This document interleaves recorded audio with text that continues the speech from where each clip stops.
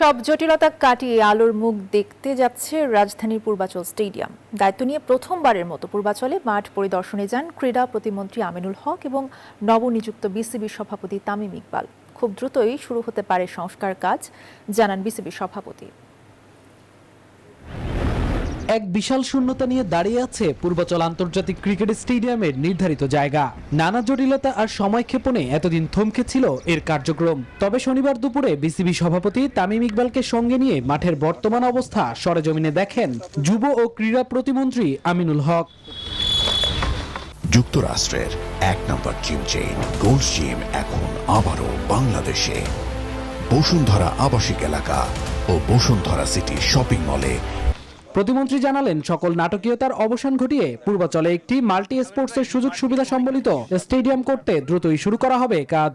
সকল নাটকের অবসান শেষে আমরা এই পূর্বাচলে একটি ক্রিকেট স্টেডিয়াম, পাশাপাশি মাল্টিপারপাস বিভিন্ন স্পোর্টসের যে সুযোগ সুবিধা নিশ্চিত করার জন্য যা যা করণীয় আছে, আমরা এটা আনুষ্ঠানিকভাবে সরকারের পক্ষ থেকে সেই পদক্ষেপগুলো আমরা খুব দ্রুত সময়ের ভিতরে নিব ইনশাআল্লাহ। 2031 ওয়ানডে ক্রিকেট বিশ্বকাপে কোহোস্ট হবার সম্ভাবনা রয়েছে বাংলাদেশের। তার আগেই স্টেডিয়ামগুলো প্রস্তুত করতে চায় সরকার।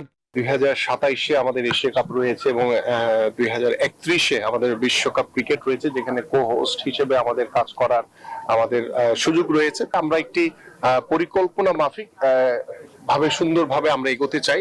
বিসিবির প্রেসিডেন্টের দায়িত্ব নিয়ে তামিম ইকবালের এটিই প্রথম মাঠ পরিদর্শন।